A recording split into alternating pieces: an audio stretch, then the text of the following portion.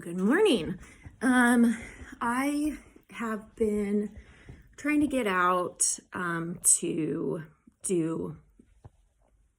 start this thing where I post about healing depression through nature and hikes. And if I'm being honest, it is like an idea that I'm hopeful will help people, but could also help bring some income in with things that I'm already trying to do. And it's a good dream, right?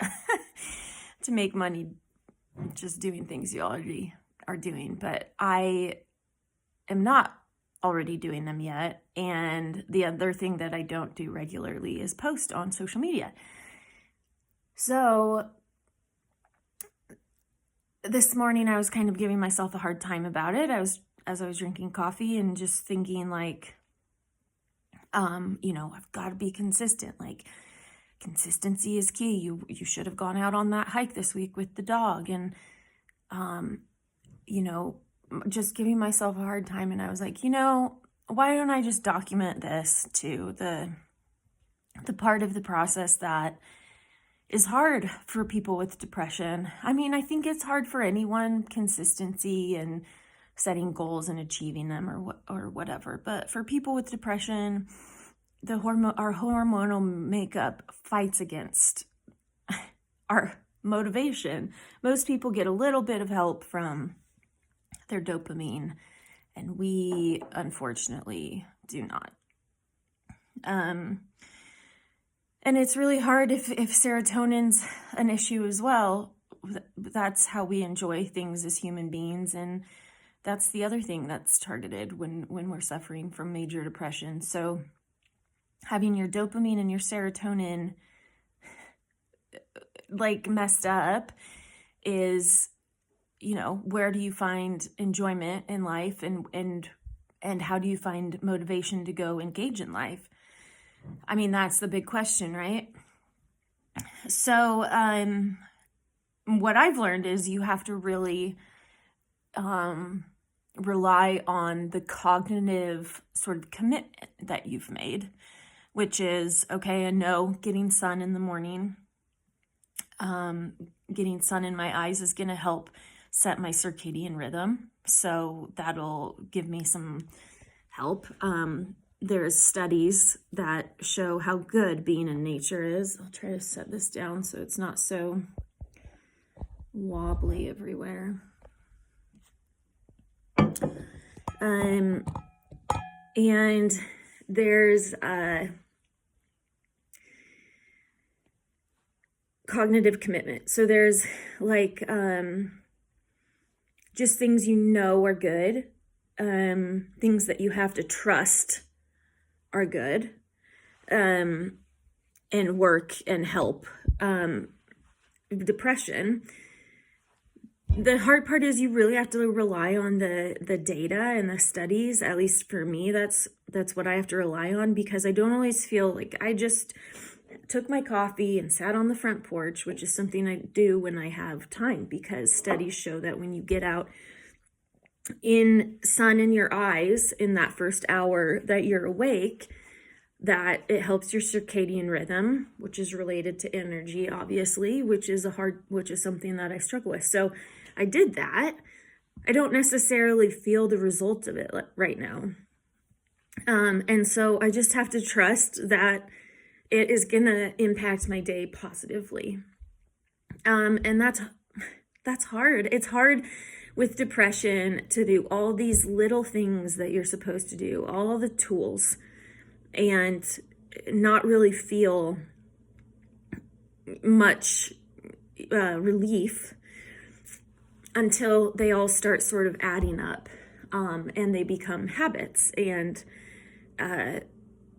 so what I'm getting at here is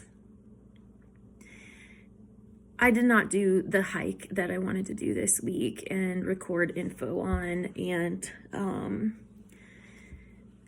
do the video for hopefully posting a social media post.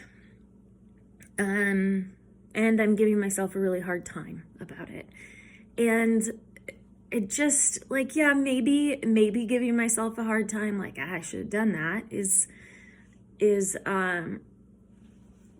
fine. But like, being disappointed in myself is fine, but that's not what we do. People with depression, we absolutely berate ourselves, and we allow it to just take huge chunks out of our self-worth.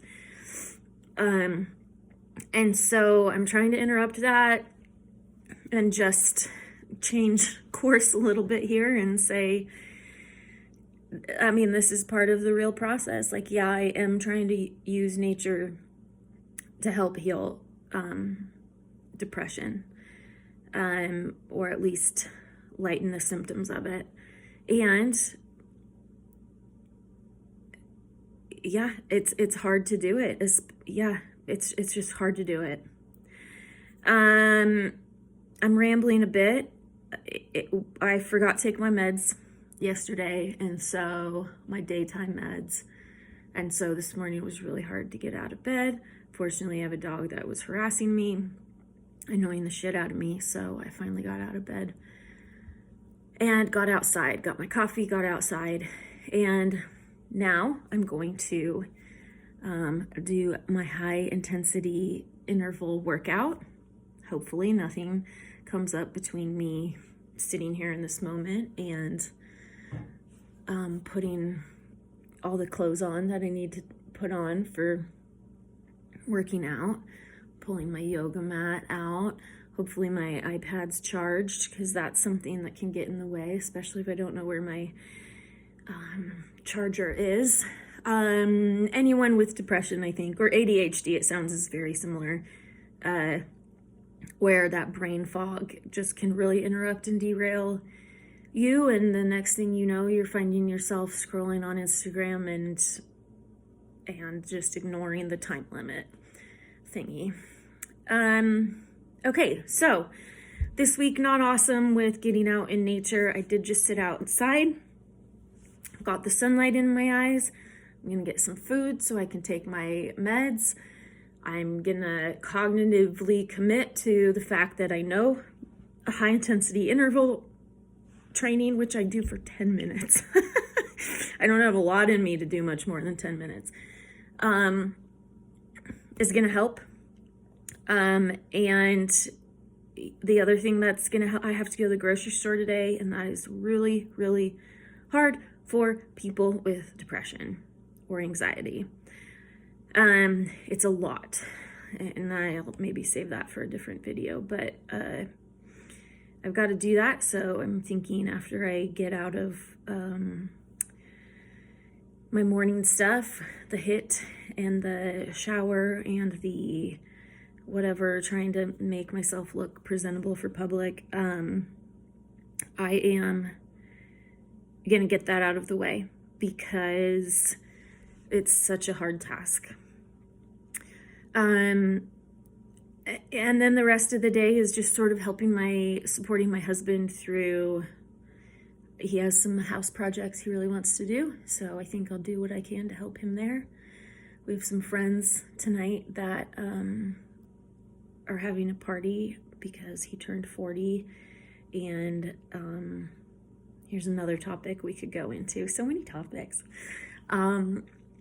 It's at a bar, and it's really, I've been craving isolation, so socializing is taking a lot of energy for me right now. It is not something that's rejuvenating in any way, but I know, here's another cognitive commitment, I know I have to nurture the relationships in my life, because, ignore spam, because our relationships, the quality of our relationships, is a huge factor in the quality of our overall life. So I know I have to nurture those relationships, and I'm gonna go. But the hard part in that setting is drinking, especially when the socializing is draining my energy, and I'm already struggling with it.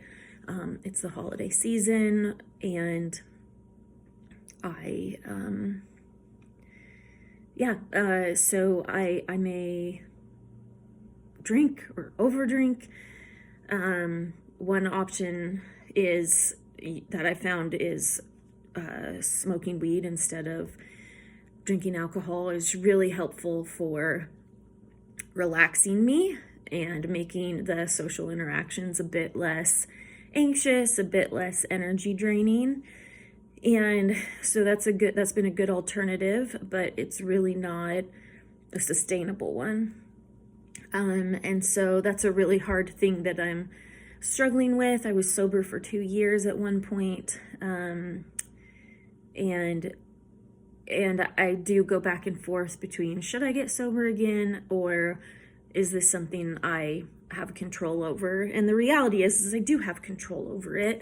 It's just that I struggle with energy. And so it's this sort of these opposing ideas of nurturing the relationships in our life while craving isolation, and those relationships tend to drain me a little bit. Any of them do, all of them do, all the positive ones do, just because I'm dealing with major depression. And then the second thing is, or the opposing sort of value is to avoid toxic intakes, so alcohol and weed. But the lesser of those is weed for me anyway, and so that will probably be my solution for nurturing the relationships and showing up for my community, and taking care of myself so I'm not just miserable and at a lack of energy, anxious and all that. All right, hopefully these ramblings are worth something to someone. The date is November 21st, 22nd. And I am maybe gonna post this in the nearish future. I guess we'll see. But I hope all of you, wherever you're at in the future, potentially watching this, all 8 of you, are gonna do your best today, and that's all we can ever do. All right, see you later.